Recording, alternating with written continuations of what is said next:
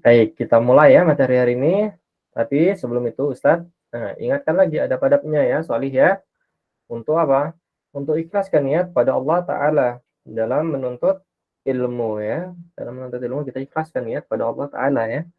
Kemudian bersungguh-sungguh, bersemangat ya, Solih ya. Nah, adapun jika nanti ngantuk, boleh untuk ambil wudhu terlebih dahulu. Silakan ya. Walaupun Ustaz ngantuk misalnya, mau ambil wudhu terlebih dahulu, oke silahkan. Atau haus ataupun kurang konsen, boleh untuk menyediakan air minum ataupun air putih di sebelahnya, silahkan sediakan supaya bisa diminum ya sewaktu-waktu.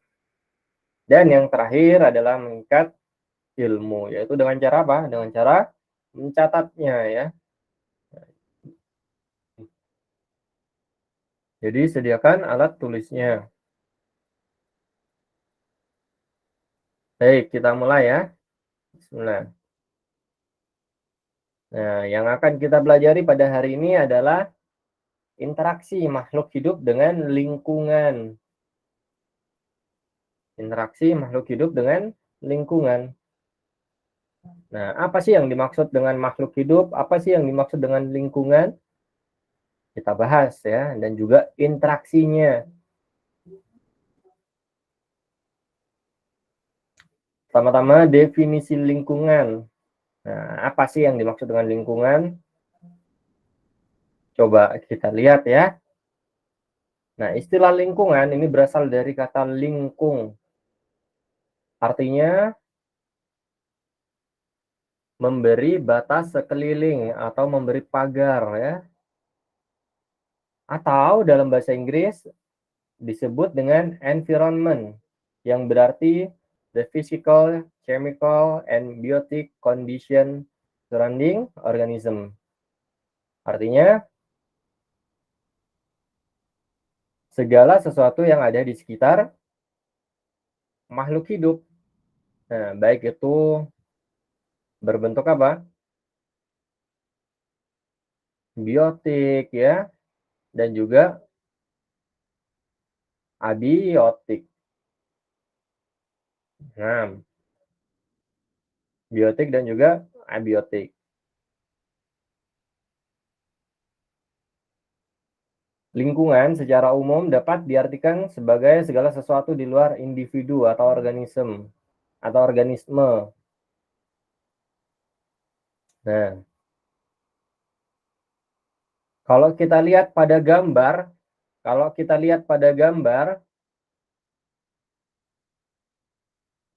yang termasuk organisme itu yang mana?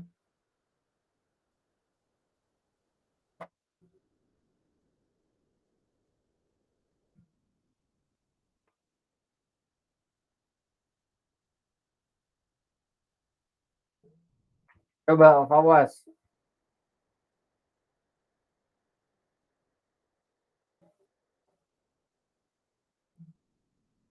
Fawas.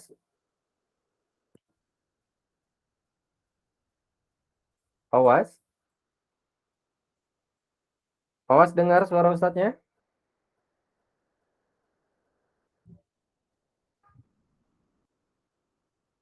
Fawas masih menyediakan mikrofon ya. Nah, gimana? Fawas masih coba-coba mikrofonnya ya. Fawas, dengar suara Ustadznya Fawas? Gimana? Sudah terhubung mikrofonnya?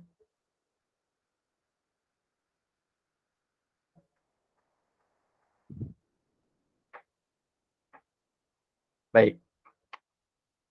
Fawas, coba nanti ini ya,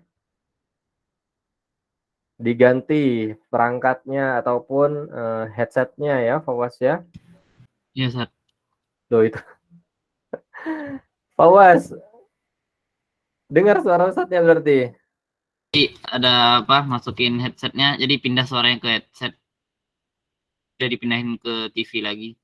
Nah, Di antara ada apa itu di situ? Ada ikan ya, ada matahari, ada apa lagi? Ada kayu di situ. Nah, yang termasuk individu atau organisme di situ yang ada pada gambar adalah apa, Fawas?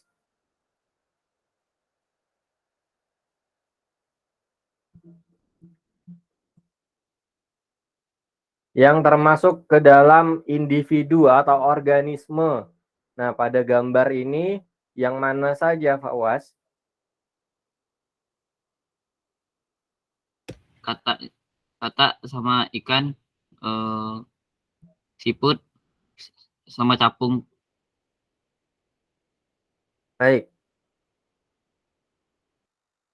Yang termasuk organisme pada gambar, nah hampir benar ya. Atau benar semua punya Fawas. Nah, yang termasuk organisme pada gambar adalah ada katak ya. Kemudian ada ikan. Nah, ada siput ya, tadi disebutkan Fawas ya. Kemudian ada apa lagi? Ada lalat ya. Nah, kemudian apa itu? Tadpoles itu. Telur kata. Berudu ini ya. Katak waktu masih kecilnya ya, atau anak katak ya. Nah, berudu ya. Nah, itu semua merupakan organisme. Nah, yang mana sudah kita pelajari pada pertemuan sebelumnya. Maka untuk lingkungan, yang dimaksud lingkungan adalah yang mana? Nah, segala sesuatu di luar organisme. Berarti selain organisme adalah lingkungan ya. Selain katak, selain ikan, selain siput, selain lalat, selain berudu, maka semuanya adalah lingkungan. Contohnya apa? Contohnya danaunya. Kemudian apa lagi contoh yang lain? Mataharinya, tanahnya, tumbuh-tumbuhannya ya.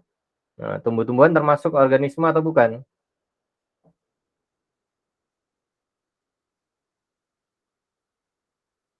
Termasuk organisme ya, tumbuh-tumbuhan itu ya. Tumbuh-tumbuhan juga termasuk organisme. Nah, dia juga makhluk hidup. Baik,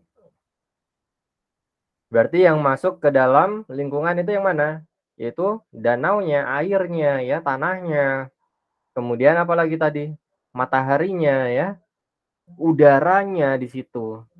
Nah, itu merupakan lingkungan yang berada di sekitar individu-individu tersebut atau organisme-organisme tersebut ya, Solih ya.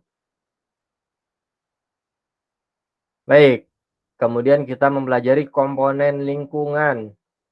Nah, yang dimaksud dengan komponen lingkungan itu apa? Tadi disebutkan di awal ada komponen biotik dan juga komponen abiotik.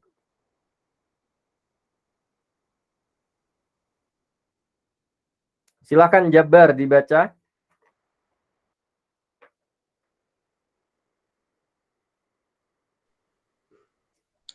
Lingkungan terdiri atas dua komponen utama, yaitu seperti berikut: komponen biotik yang terdiri atas makhluk hidup seperti manusia, hewan, tumbuhan, dan jasad renik. Komponen abiotik yang terdiri atas benda-benda mati seperti air, tanah, udara, cahaya, dan sebagainya.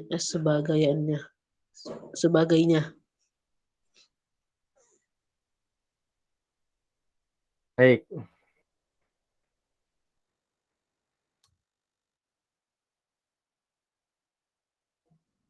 Hisham sudah hadir? Hadir, Ustaz. Hadir ya. Jadi disebutkan oleh Jabar bahwa komponen biotik itu terdiri dari manusia, hewan, tumbuhan, dan juga jasad renik. Sedangkan yang abiotik ini benda-benda mati, contohnya adalah air, tanah, udara, cahaya, dan lain sebagainya ya. Bukan avatar itu ya. Baik, komponen biotik yang hidup. Nah, dibedakan menjadi 3. Kalau kita lihat dari peranannya, ada produsen, konsumen, dan juga pengurai. Untuk produsen ini merupakan makhluk hidup yang dapat menghasilkan makanannya sendiri ya, dapat menghasilkan makanannya sendiri. Nah, ini produsen ya. Contohnya adalah tumbuh-tumbuhan ya.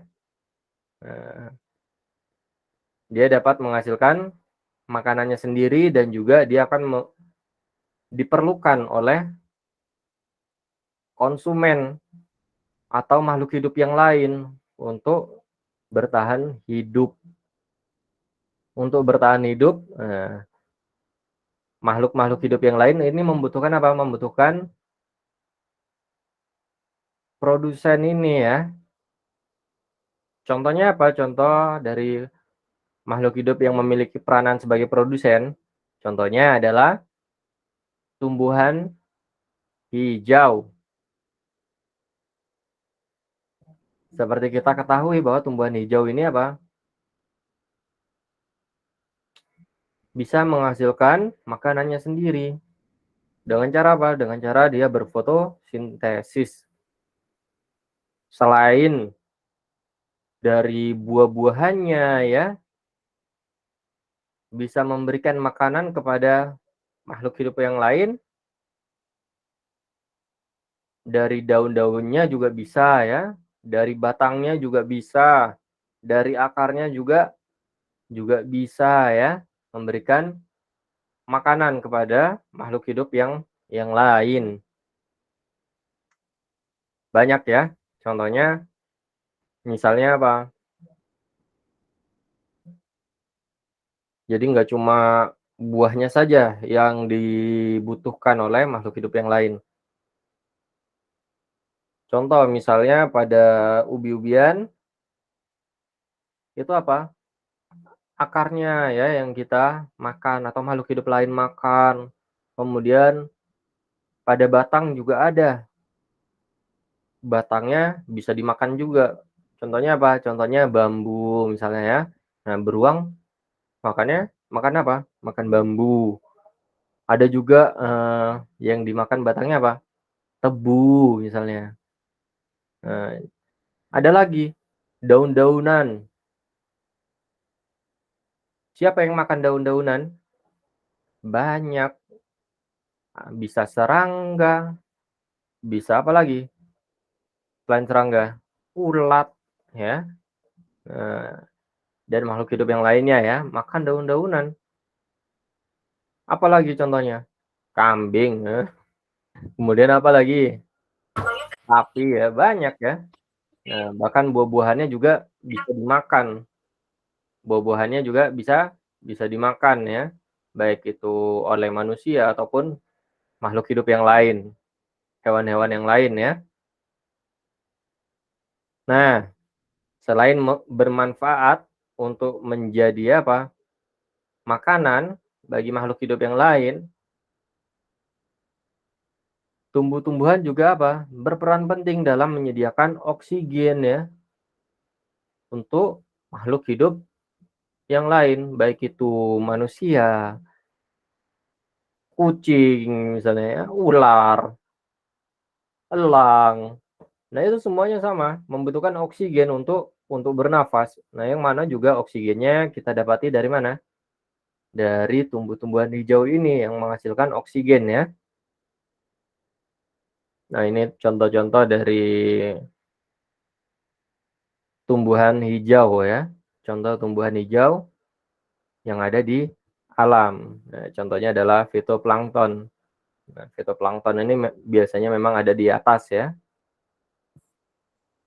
Baik itu di laut ataupun di danau ya, di perairan. Nah, ini letaknya ada di permukaan. Karena dia butuh apa? Butuh untuk apa? Berfotosintesis. Nah, maka dari itu letaknya selalu ada di permukaan. Nah, ini berklorofil ya. Juga tumbuhan, selain fitoplankton juga ada tumbuh-tumbuhan ya yang menghasilkan apa? Oksigen dan lain sebagainya ya. Siapa yang baru hadir? Ramadan. Baik. Komponen biotik konsumen. Nah, yang memiliki peranan sebagai konsumen.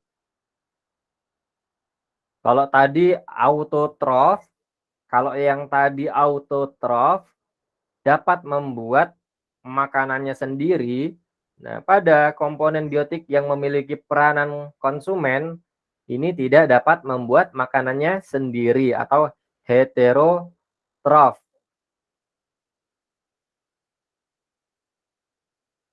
Contohnya siapa? Contohnya manusia ya, makhluk hidup yang tidak dapat membuat makanannya sendiri, yaitu manusia. Bergantung pada makhluk hidup yang lainnya. Nah, ini menunjukkan kelemahan kita sebagai manusia ya. Jadi kita tidak berhak untuk apa? Untuk menyombongkan diri. Karena sesungguhnya kita itu lemah ya. Nah, Allah lah yang akan memberi kita rizki ya. Baik, ini contoh-contoh komponen biotik yang sebagai konsumen.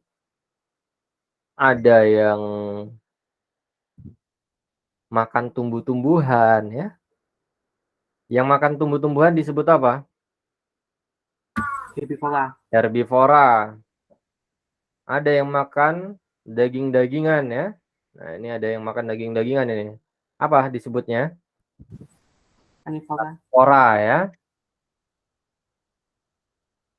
Atau memakan daging-dagingan dan juga tumbuh-tumbuhan.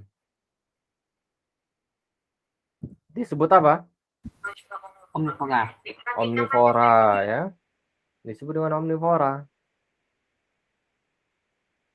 Apa saja hewan-hewan yang omnivora?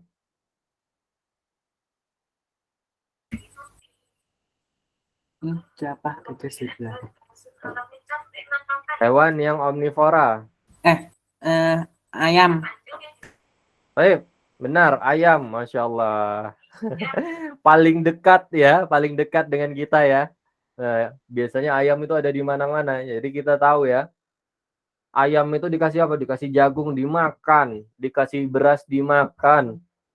Tapi apa? Kadang dikasih cacing dimakan juga. Nah, ini artinya apa? Artinya ayam itu merupakan hewan omnivora ya.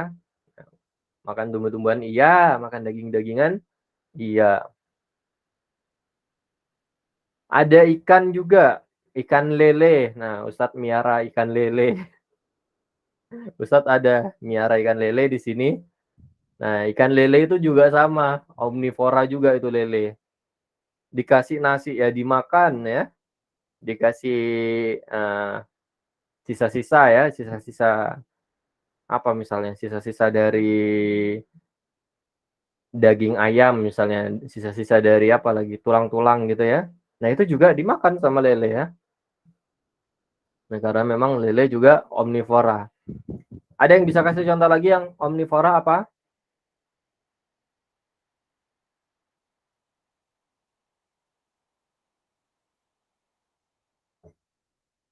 Apa lagi yang omnivora? Biasanya kucing juga Ustadz. Biasanya kucing. Kucing setahu Ustadz, nah, karnivora ya. Biasanya dikasih sayur juga mau Ustadz. Masya Allah. Itu dikasih sayur mau kucingnya. Kok bisa? Mau Ustadz. Bebek Nggak tahu. mungkin, Ustaz. Nah, kalau bebek iya ya. Kalau bebek iya. Bebek dikasih beras kayak ayam ya, sama kayak sama kayak ayam ya, bebek ya, kasih beras mau ya. Kemudian dikasih jagung juga mau ya. Kemudian dikasih apa lagi? Dikasih cacing-cacingan juga mau ya. Bebek. Beruang juga ya Ustaz. Beruang. Sip. Beruang juga ya. Sama monyet. Nah, itu. Monyet juga ya. Biasanya suka usil kita. Karena tahu monyet suka niru ya. Suka niru manusia. Nah, manusia makan apa aja diikutin sama dia. Kita makan apa snack misalnya. Kemudian kita lempar ke monyet, ya kadang juga ngikut dia, dimakan juga sama dia ya, snacknya. Sayur-sayuran apa ya, kemudian buah-buahan, mau ya monyet ya. Nah, kadang juga makan hewan-hewan lainnya juga itu monyet. Baik.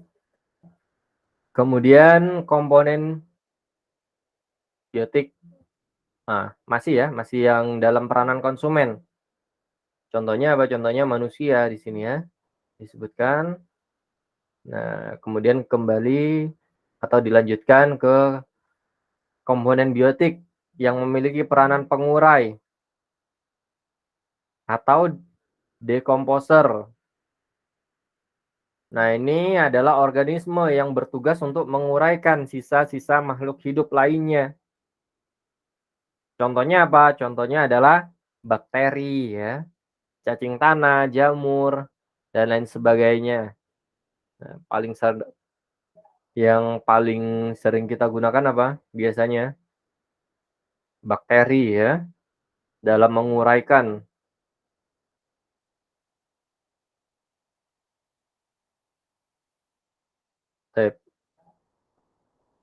Nah, ini kita dapat melihat ada bakteri dan juga cacing tanah di situ ya. Ini salah satu contoh dari penguraian yang dilakukan oleh bakteri.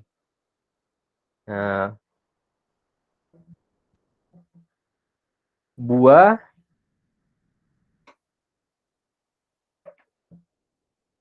lama-kelamaan bisa membusuk. Jika apa? Jika diuraikan ya oleh bakteri. Baik, kemudian ada komponen abiotik atau tak hidup. Tadi disebutkan ada apa saja? Ada apa tadi? Tadi Abdullah menyebutkan apa saja itu yang abiotik? Batu, tanah, air. Air, udara. Udah kayak Avatar ya. Ada matahari ya. Kemudian ada air. Kemudian udara. Dan juga tanah. Ini merupakan komponen abiotik yang ada di sekitar kita ya. Kemudian kita bahas tentang pola interaksi dalam lingkungan. Nah, bagaimana interaksi yang terjadi di dalam lingkungan? Ada 4 interaksi yang bisa kita perhatikan di sini. Ada persaingan atau kompetisi, ada pemangsaan atau predasi, ada kerjasama atau simbiosis. Nah, yang terakhir ada antibiosis. Baik, kita bahas ya. Yang pertama adalah persaingan.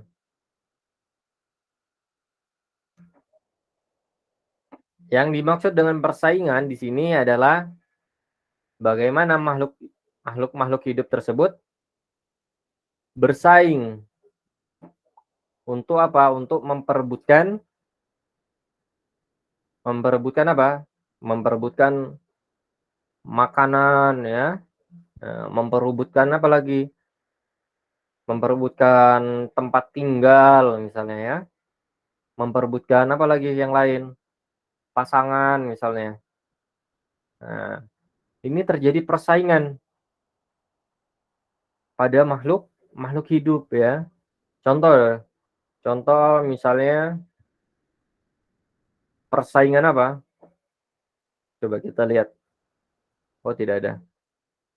Contoh persaingan misalnya apa? Misalnya harimau ya. Harimau dan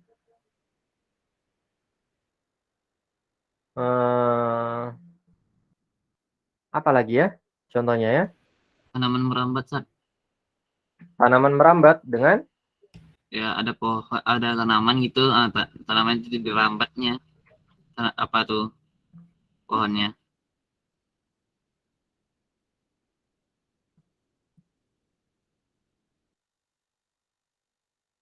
ada tanaman gimana? Nah, ini ada pohon misalnya, ada tanaman rambat, dirambatnya pohon itu, mati kayak gitu.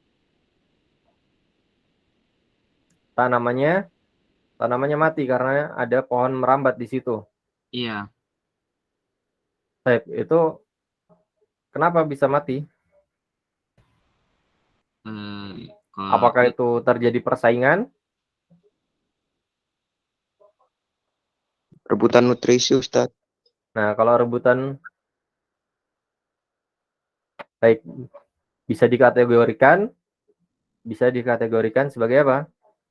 Sebagai persaingan ya. Nah, karena saling berebut makanan ya atau nutrisi di situ ya. Atau misalnya apa? Contoh yang lain ya.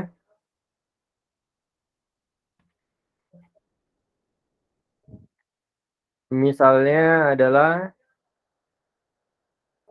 atau yang paling mudah apa contohnya ya? Macan tutul misalnya. Macan tutul dan harimau. Misalnya ada macan tutul dan juga harimau. Nah, ada pada suatu tempat ya. Kemudian mereka makannya apa? Mereka makannya daging-dagingan karnivora. Nah, akhirnya apa yang terjadi? Mereka akan berebut apa? Berebut makanan di situ ya. Jika ada rusa di situ misalnya ada rusa. Nah, maka akan berebut untuk memangsa rusa tersebut. Akibatnya apa? Akibatnya yang kalah bersaing dia akan meninggalkan tempat tersebut ya. Nah, ini terjadi persaingan. Tidak hanya pada hewan ternyata ya. Tadi disebutkan siapa tadi yang bilang?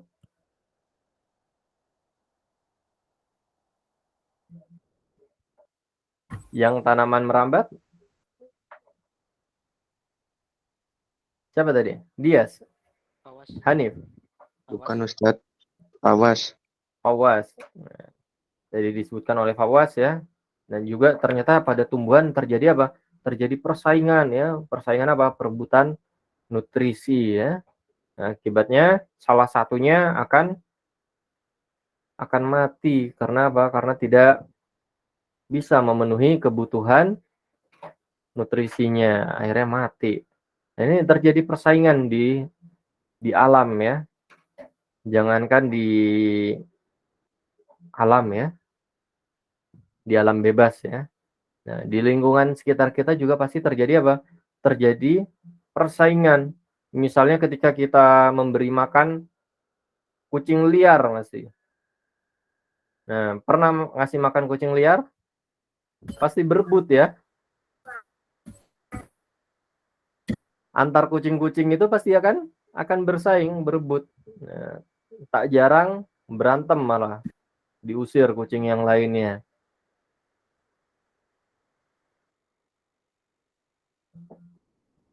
Kemudian ada predasi. Nah, predasi ini merupakan apa?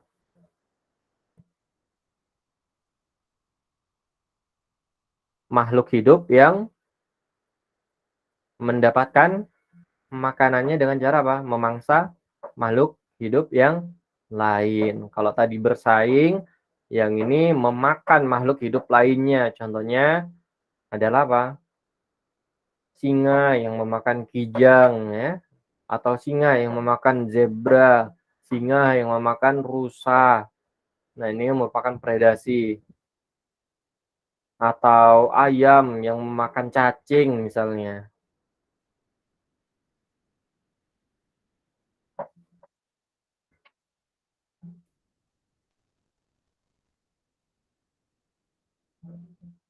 Nah, ini piramida makanan ya. Produsen itu yang paling bawah sebagai penyedia makanan. Nah, dia sendiri mampu untuk menyediakan makanannya sendiri untuk tubuhnya. Itu merupakan tumbuh-tumbuhan yang autotrof, menghasilkan makanannya sendiri. Kemudian ada konsumen primer. Di sini ada apa saja itu? Ada kelinci ya, contohnya. Ada tikus itu ya. Dan lain sebagainya. Kemudian ada konsumen sekunder. Ini ada ular contohnya. Nah, yang paling atas atau tersier, contohnya apa? Contohnya elang ya.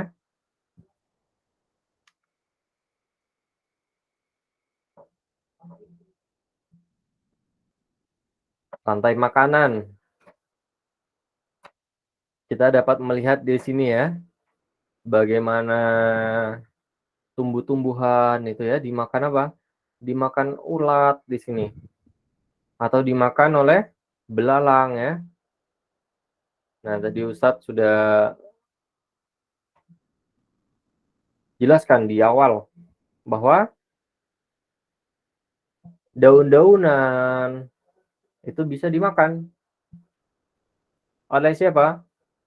Oleh ulat, oleh serangga-serangga ya, termasuk di dalamnya apa? Belalang ya. Ini juga makan apa? Makan daun-daunan. Yang mana daun-daunan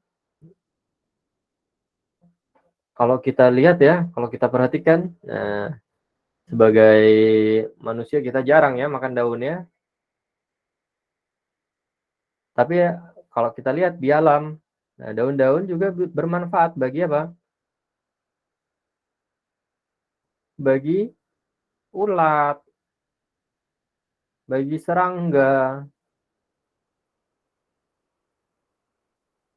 Nah, untuk itu kita apa? Kita menyediakan pestisida ya. Kalau kita punya kebun, punya sawah, ini menggunakan pestisida supaya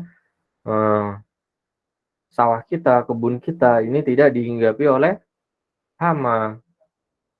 Ya. Kemudian dari ulat ini, serangga ini akan dimakan oleh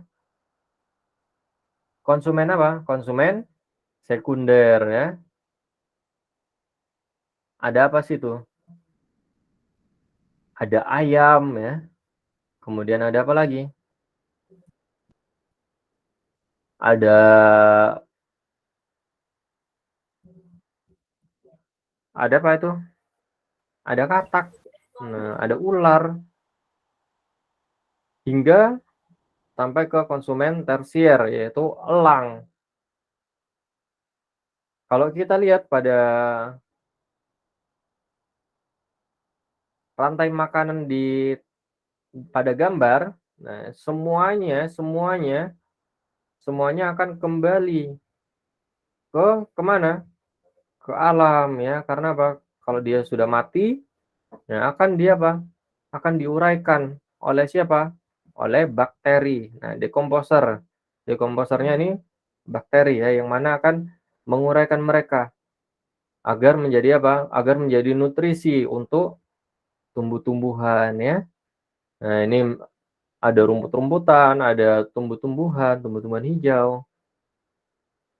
Kemudian terus berulang rantai makanan tersebut ya, Salih ya. Baik, kemudian ada simbiosis. Simbiosis berbeda dengan persaingan dan juga predasi. Simbiosis ini merupakan pola interaksi antara makhluk hidup yang mana akan saling menguntungkan ya, atau menguntungkan salah satunya ya.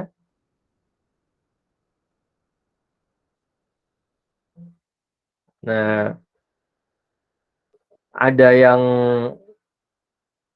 saling menguntungkan disebut dengan simbiosis mutualisme. Ada yang simbiosis hanya menguntungkan salah satunya disebut dengan simbiosis komensalisme. Ada simbiosis yang menguntungkan salah satunya, tapi merugikan salah satunya. Jadi menguntungkan si A, tapi merugikan si B. Nah, ini simbiosis parasitisme ya. Nah,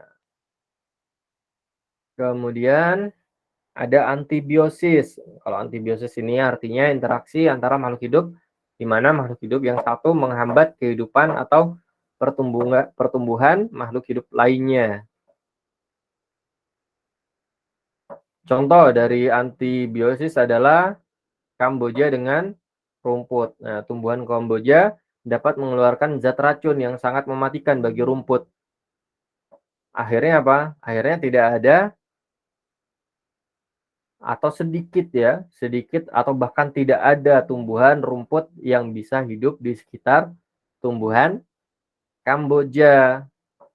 Nah, ini merupakan interaksi antibiosis.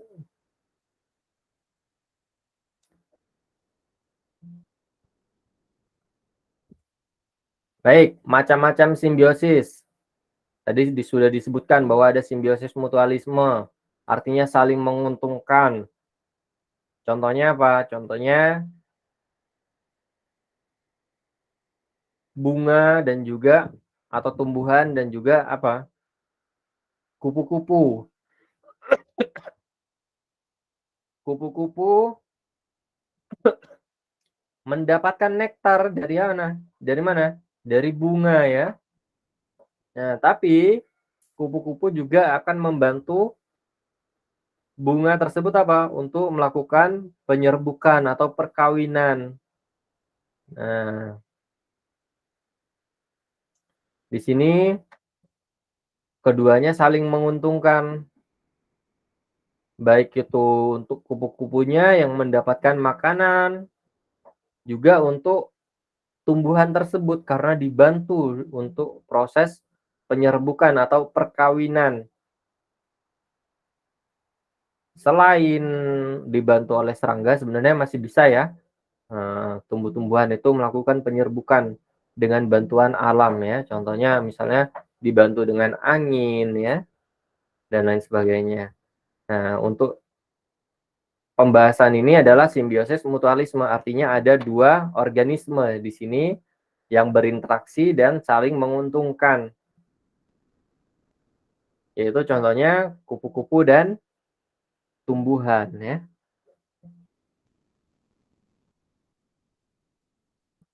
Nah, ini simbiosis mutualisme yang ada pada usus besar. Ada bakteri Escherichia coli ya, yang mana akan membantu apa? Untuk mempercepat pembusukan di usus besar. Nah, sisa-sisa makanan kita yang kita makan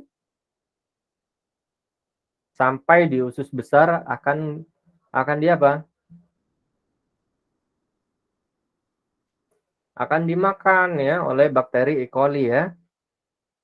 Nah, bakteri E. coli mendapatkan makanan di situ. Juga sekaligus apa? Membantu kita dalam proses pembusukan makanan yang kita makan. Kemudian ada simbiosis komensalisme. Tadi disebutkan di awal bahwa simbiosis komensalisme ini menguntungkan salah satunya tetapi tidak merugikan yang lain. Contohnya apa? Contohnya adalah ikan remora dan juga ikan hiu. Nah, ikan remora ini dia menempel pada ikan hiu. Untuk apa? Untuk mendapatkan sisa-sisa makanan yang hiu makan. Nah, hiu makan mungkin belepotan ya. Jadi remahan-remahannya itu berjatuhan ya, remahan-remahan yang ikan hiu makan. Nah, itu akan dimakan oleh ikan remora. Apakah ikan hiu diuntungkan? Tidak ya, ikan hiu tidak diuntungkan. Apakah ikan hiu dirugikan? Tidak juga. Nah, tapi yang diuntungkan di sini siapa? Ikan remora. Ikan remora akan memakan remahan-remahan atau sisa-sisa makanan yang dimakan oleh hiu.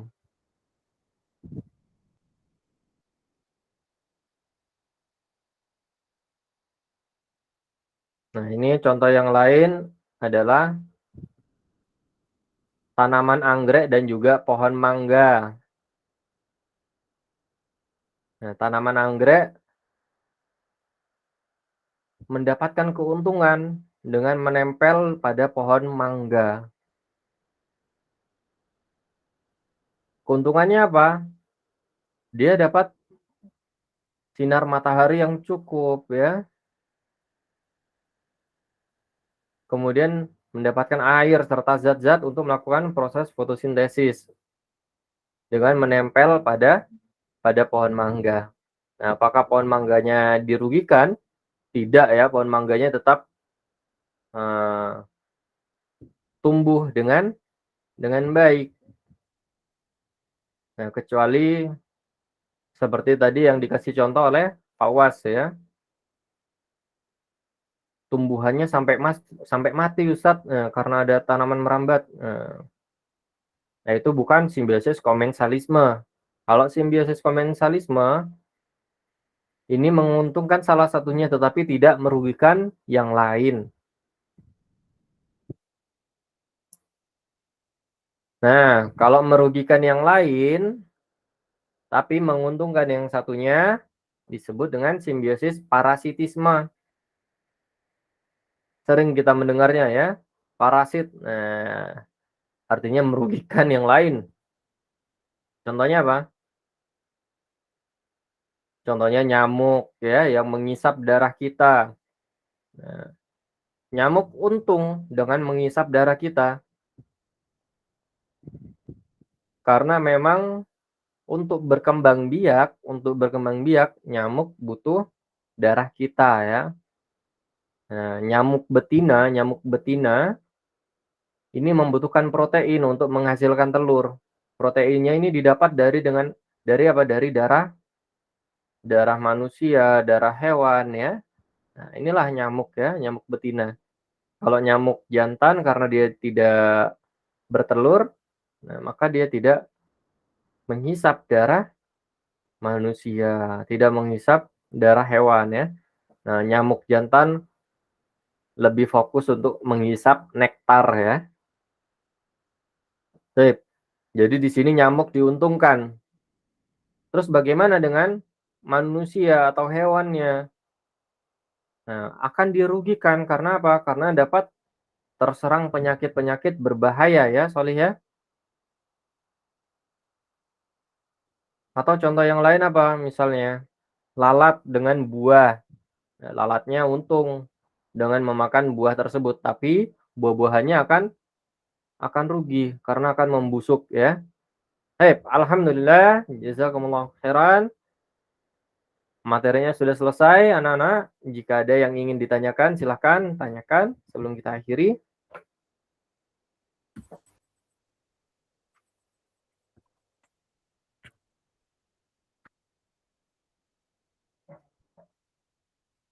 Tidak ada? Mudah ya materi hari ini ya. Karena memang materi hari ini berkaitan dengan lingkungan sekitar kita ya. Ada lingkungan abiotik ya. Ada lingkungan biotik tadi ya, komponen abiotik, komponen biotik. Nah, komponen abiotik itu yang bukan makhluk hidup atau bukan individu ya, atau bukan organisme. Kemudian ada komponen biotik yang merupakan organisme. Materi hari ini sangat mudah sekali ya karena memang berada di sekitaran kita ya. Nah, jadi sangat mudah kita memberikan contoh ya. Tadi disebutkan ada beberapa interaksi ya, ada persaingan ya. Kemudian ada apa lagi? Selain persaingan ada predasi ya. Ada predasi, kemudian ada simbiosis, ada antibiosis. Nah, itu yang persaingan seperti kita ketahui ya, sangat sering kita melihat ya. Tadi disebutkan contohnya apa? Contohnya ketika kita ngasih makan misalnya. Jangankan antar spesies misalnya ya, berbeda spesies ya. Bahkan untuk hewan yang sama juga terjadi persaingan. Nah, baik itu berebut pasangan misalnya ya, atau ketika kita ngasih makan lele misalnya. Kita kasih lele makan bagaimana? Lelenya juga berebut makan. Nah, Ustadz lihat itu perkembangan lele Ustadz ya. Ustadz kasih lele makan. Nah, dia berebut. Lele yang banyak makannya tentu akan berbeda dengan lele yang kalah bersaing dalam merebutkan makanan. Lele yang lebih bersaing ya dalam mencaplok makanan, dia akan lebih cepat perkembangan atau pertumbuhannya ya, semakin besar dia ya, cepat untuk menjadi besarnya. Nah, sementara lele yang kalah bersaing untuk mendapatkan makanan, dia akan apa? Pertumbuhannya lebih lambat daripada lele yang banyak makannya. Baik, Soli, kalau tidak ada yang ingin ditanyakan, kita akhiri dengan doa kafaratul majlis. Subhanaka Allahumma wa bihamdika asyhadu an la ilaha illa anta astaghfiruka wa atubu ilaik. Baik, Ustaz Tahir ya. Assalamualaikum warahmatullahi wabarakatuh. Waalaikumsalam warahmatullahi wabarakatuh.